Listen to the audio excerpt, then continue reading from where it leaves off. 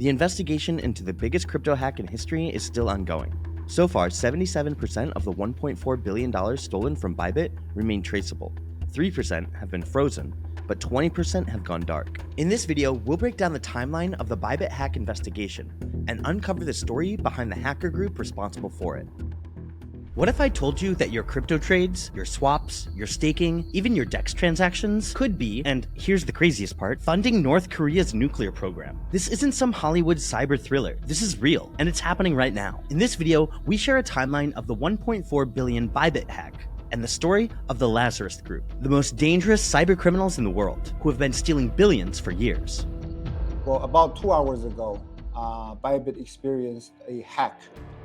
It started like a routine transaction, but within minutes, over $1 billion in crypto was gone, vanished. The biggest theft in history. On February 21st, crypto exchange Bybit was hit by a cyber attack. 401,000 ETH, worth $1.4 billion, were stolen. My initial reaction to the event was like, this is a colossal amount, like I've never seen this much money. The Bybit hack was first spotted by on-chain sleuth ZachXBT, who warned platforms and exchanges to blacklist addresses associated with the hack. At first, panic. One of the world's biggest crypto exchanges had just suffered a catastrophic exploit. But how? The Bybit exchange security was state-of-the-art. It wasn't an inside job. We saw that huge amount of money leaving Bybit. Yeah, it was this kind of sickening realization that a huge hack had happened, almost certainly. Soon thereafter, Bybit co-founder and CEO Ben Zhao confirmed the exploit and began providing updates and information on the breach. But Bybit's response has been impeccable with this. Like, really it has. Like, they were very quick to acknowledge it. They were very quick to say, we're going to find out. They reassured their investors, we can handle withdrawals if you need to leave. Like, we're okay with that. Like, there were loads of things they did which was just absolutely as it should be done. You know, really fantastic incident response. Just minutes after Ben Zhao confirmed the exploit, the exchange was quick to assure users that its remaining wallets were safe. All other Bybit cold wallets remain fully secure. All client funds are safe, and our operations continue as usual without any disruption. The hackers had infiltrated a developer's computer, rerouted funds, and executed one of the most sophisticated cyber heists ever. When you look at a cybercrime, particularly like a theft like this one, as a criminal, before I do the activity, I'm planning the best way of getting away with it, right? I've got to plan my escape route. Like, you don't go and rob a bank and then look for a taxi. Like, you've got your getaway car waiting, the car's going to go here, we're going to jump into this car, we're going to drive off. Like, we've got everything ahead of ourselves. And it's the same in crypto crime, right? As they break that initial wallet down into dozens of wallets, then they start using DeFi protocols and bridges to move the money off of Ethereum and onto Bitcoin, and then continue the laundering downstream. Within hours, Lazarus scattered the stolen ether across thousands of wallets, swapping it into Bitcoin through decentralized exchanges and mixers. A staggering 83% of the funds, over $1 billion, was converted into BTC using 6,954 wallets. The bulk of it, 361,000 ETH, was funneled through Thorchain. Why did Lazarus prefer Bitcoin over perhaps a coin that would seem more suitable like Monero? Why Bitcoin though? Well, I think largely it's because of its popularity in the secondary market. It's readily swappable. Native tokens are censorship resistant, so there is no protocol in Bitcoin that allows you to seize funds like you could do with a centrally issued stablecoin like USDC or Tether. Like, you can't do that with a Bitcoin. A Bitcoin cannot be blocked, you can't stop a transaction, you can't seize it from someone's wallet. The attackers managed to reroute some 401,000 ETH, worth $1.4 billion at the time of the exploit, and move it through a network of intermediary wallets. Their goal basically is a bit like a getaway car, right? Like, they're trying to take twists and turns, and they're going down side streets, and they're hiding in parking garages, and they're doing all they can to try and run away as quickly as possible until they get to a point where they feel they're not being watched anymore. And then the real disappearing act began. Some funds were washed through anonymous services like EXCH, where 79,655 ETH, or 16% of the loot, went completely dark. Another 100 million passed through OKX Web3. Out of that, 65 million remains untraceable. It's like a balloon is popped and you're trying to gather the helium and put it back in. It's not anything that's ever going to be accomplished, right? There will never be 100% recovery here. But Bybit wasn't about to go down without a fight. Within minutes, the exchange froze affected wallets, assured customers their funds were safe, and mobilized the entire crypto industry. Rival exchanges like BitGet and Crypto.com jumped in to help. Tether froze $181 million in stolen USDT. Mantle, Paraswap, and on-chain sleuths like ZachXBT helped trace and freeze more funds. Bybit also announced a bounty program with a reward of up to 10% of recovered funds, placing up to 100 $240 million up for grabs. We all have our sort of like bicker and squabbles about wanting to win clients and whatever else, but very early on this was, okay, well, across different vendors, we came together to sort of collaborate to a certain extent. Meanwhile, Lazarus wasn't slowing down. Their operatives continued splitting, swapping, and anonymizing the funds. By February 24th, over $240 million had been moved through Thorchain alone. Some of it, 10,000 ETH, went to an address called Bybit Explorer 54. Another $35 million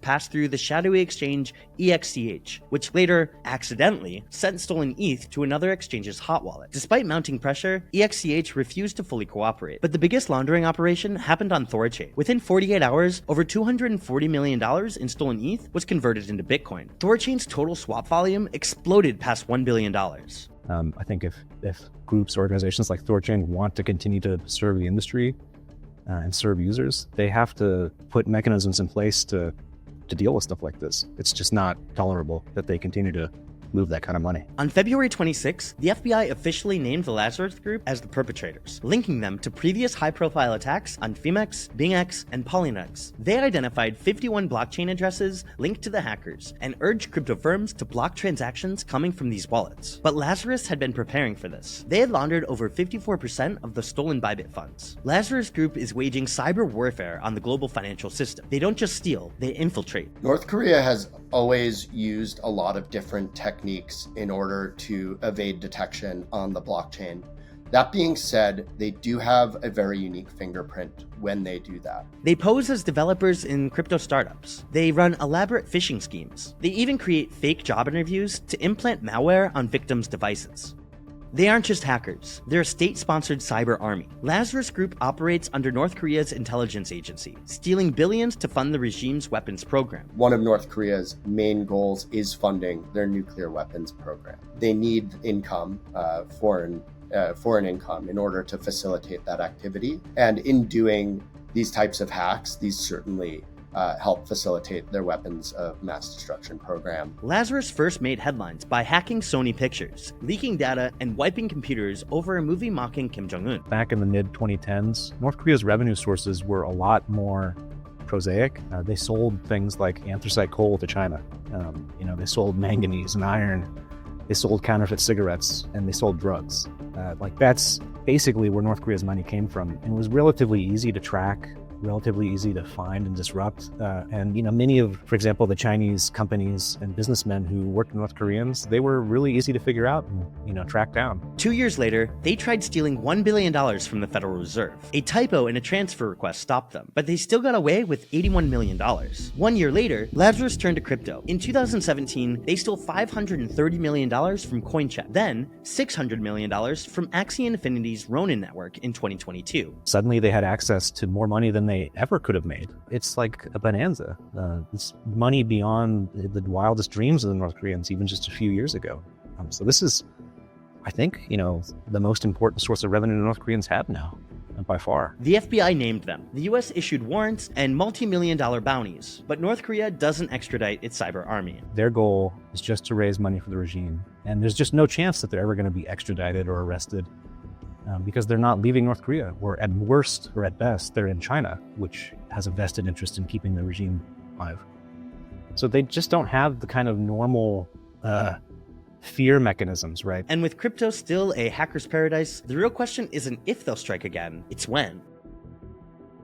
So where does all this leave us? The hacks keep coming, the losses keep growing, but the strategy to stop Lazarus? That's starting to take shape. It's not about taking down individual hackers. That's a dead end. North Korea funds them, protects them, gives them a long leash. They have time, they have resources, they operate like a state-backed cyber cartel. But like any cartel, they have a weakness: the money. That's the Reconnaissance General Bureau, their intelligence agency.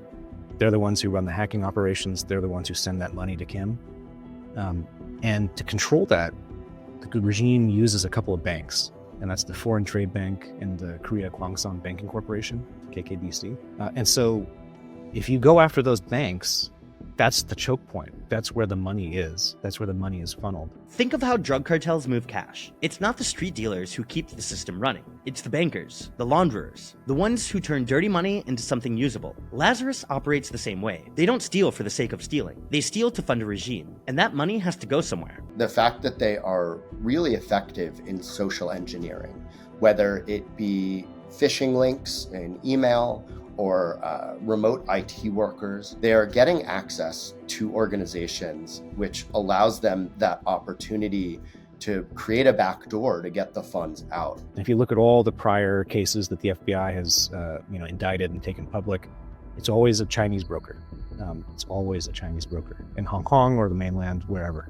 And so my suspicion, right, is that we're talking about this emerging industry, this Chinese money laundering industry, Chinese underground banking, which we see everywhere. And so if you're able to attack the Chinese underground banks, you've basically kicked out one leg of the stool. And without three legs, that stool can't stand. That's the real front line, the banking networks. The shadow financial system that launders cartel cash is the same one moving Lazarus's money. Crack down on these networks, cut off their access to the financial system, and suddenly, even $1 billion hack becomes useless. And then there's AI, both a weapon and a shield. Lazarus will use it to refine attacks, to manipulate, to automate, but defenders have it too. AI can spot patterns, flag anomalies, react faster than any human ever could. The real question isn't whether AI will win, it's who will use it better. I think in terms of how AI could help us defeat attacks, specifically, it could make decisions quicker. It could block things from happening as it identifies them if it's able to calibrate the patterns. For the first time, global cooperation is moving in the right direction. The US, South Korea, international regulators, they're all tightening controls, following the money, going after the weak points. And when you hit the right weak spot, even the biggest cartels crumble. I think it's a tragedy, right, that North Korea, all the brightest minds, right, they're recruited and they're driven into the system. And these are people that should be doing meaningful work that helps everybody, right? They should be working and building top-tier tech companies, and they're capable of doing that. And instead, all they do is steal money for their honestly disgusting dictator. Lazarus is not invincible. They are powerful, yes. Adaptive, yes. But history is full of organizations that seemed untouchable until they weren't. This war isn't over, it's just getting started.